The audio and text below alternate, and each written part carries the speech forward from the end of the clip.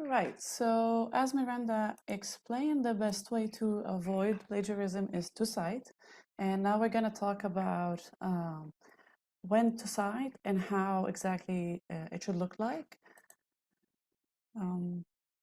Sorry, just a second. Okay, when should you cite sources? What are the citations that you use are the specific information that you have to give me as a reader so I can know exactly where your information came from. And there are 4 situations that you need to cite sources in your paper. These are when you quote, when you paraphrase, when you summarize, when you use factual information that we need to look up that is not common knowledge. Now what we're going to do is we're going to go through each one of these situations in more detail and talk about how to cite them. We'll start by talking about how to do improper in-text citation. In-text citations means the indications, citations that you give inside your paper in the running text. And we are going to discuss the APA 7th edition, which is the latest edition of the APA. In general, citations include author's name and the year of publication. More specifically, we're going to start by the first situation where you need to cite, and that is direct quotes. Direct quotes are any word-for-word use of a source. For direct quotes, the APA says you need to provide the author's name, last name, the year of publication, and the page number. Here's an example, you can see it on the screen, of how the citation would look like. The author's name here, Hause, is included in the sentence. It's the subject of the verb claims. So I use it as a word and I put the year in between parentheses and I continue my sentence. Claims that approximately 70% of US healthcare organizations use this social media as part of various community engagement activities, end quote. These are the exact, when between quotation are the exact words that I got from the source. I end by putting the page number by marking P dot space and then the page number. Here it's 245. Another way to indicate that you are directly quoting is by putting all the information in one parenthesis. So here you have a sentence that says, research has found that approximately 70% of US healthcare organizations use social media as part of various community engagement activities, end the quote. And then I put Hause, that's the name, comma, the year, comma, P dot space and the page number, all of it in the same parentheses. So the difference, there's no difference between these two examples in terms of acceptability. You're free to choose whatever works best in your paragraph. The first type, let's look at it again. You have the author's name is in what we call the signal phrase. It's the phrase that tells me here comes a quotation. Here the signal phrase is Hause claims that, and I enclose the quote with the page number at the end. So I separate the author's name from the page number, or as in the second example, which is called parenthetical citation, I put all the information separated by commas. Okay, so this is normally how you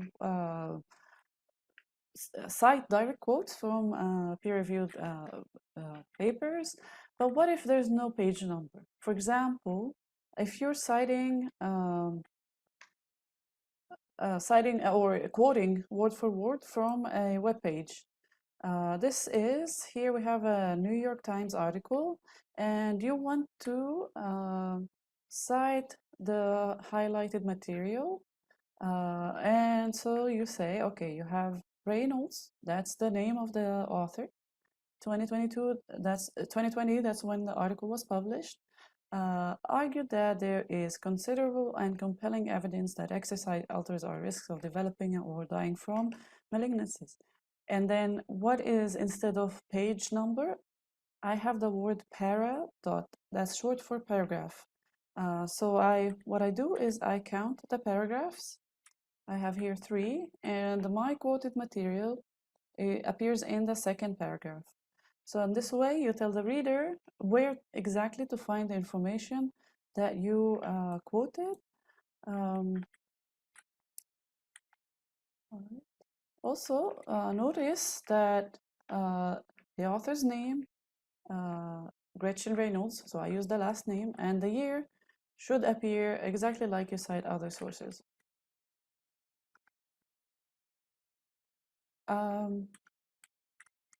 Now, sometimes you want to quote a long block of text.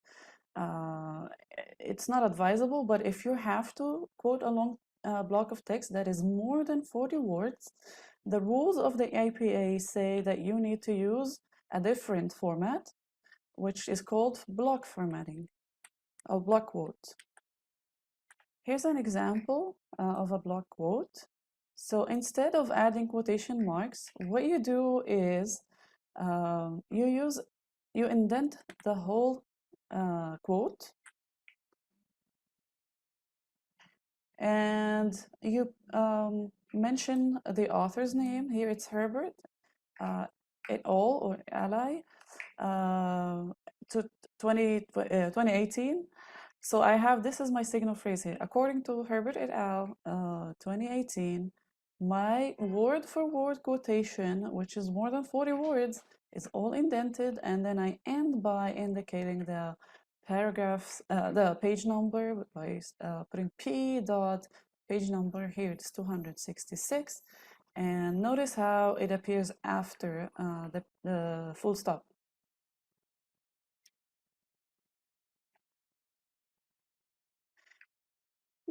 Now, quotation is one situation that you need to cite to indicate where you got the information, but it is the less common situation. The more common situation where we need to cite, or the way to display information from other sources without plagiarism, is paraphrasing. So let's look at that. Paraphrasing means to present the information in your own words.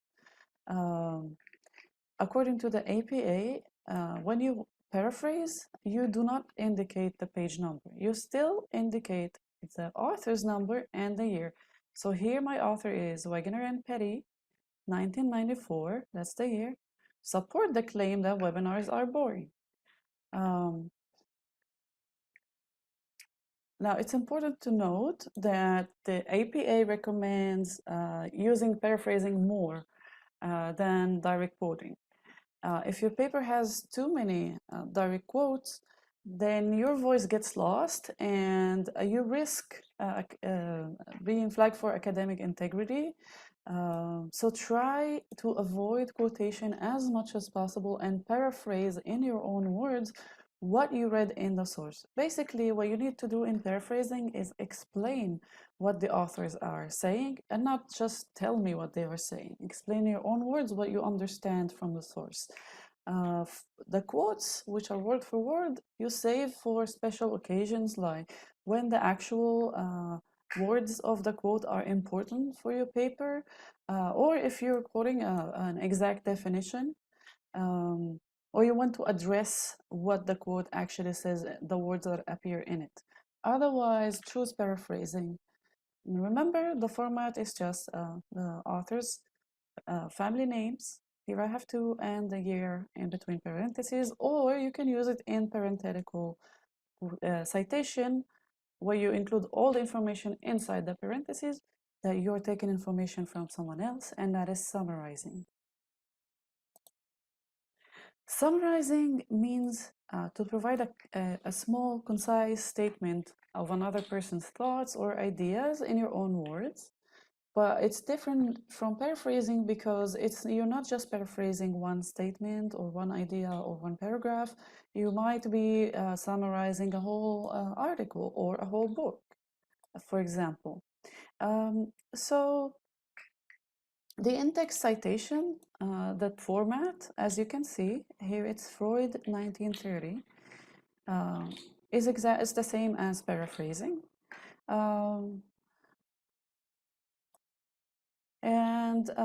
The way you summarize, you're just summarizing here. This is an attempt to summarize Freud's book, published in 1930, and it's a summarization of the main ideas of the entire book in a few sentences.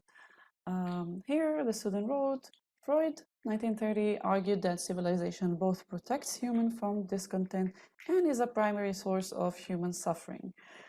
This text did not appear in the book or in a translation of the book.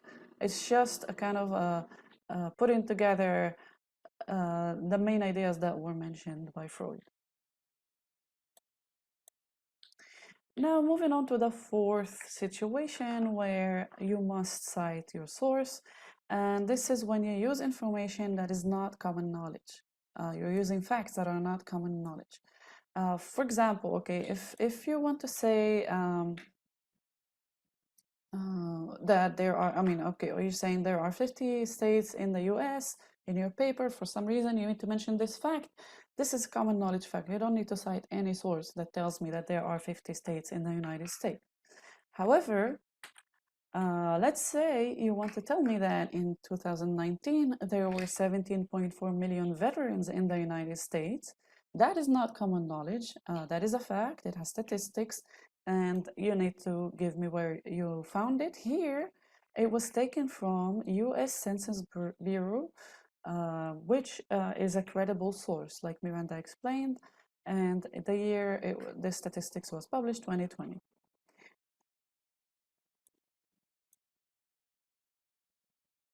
So let's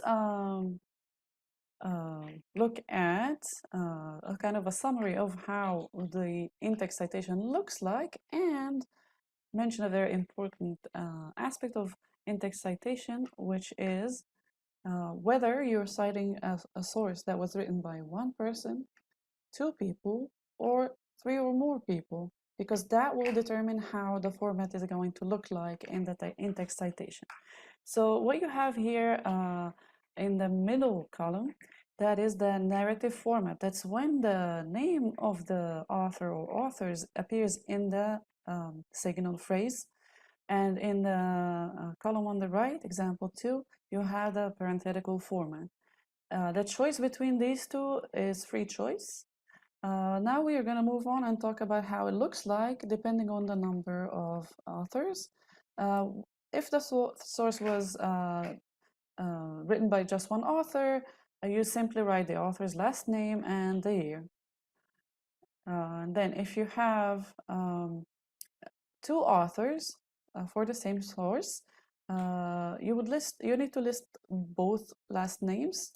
In the parenthetical format on the right, you use the ampersand inside parentheses. But if you were using the author's name in a signal phrase in the sentence, so for example, if you were saying Wegener and Petty claimed that, you use the word and because it's just a word in your sentence. Now moving on to three or more authors, then what you do is you mention the first author's name, that is the first author that appears as the author on the source, and you use the words et al. Dot before you give me the year. The words et al. Means and others, and alia in Latin, and it means and others. Sometimes you have sources that have 5 or 10 or even 100 authors. So this way, when I'm reading your paper, I don't need to read 3 pages of author names. You just write the first one, et al.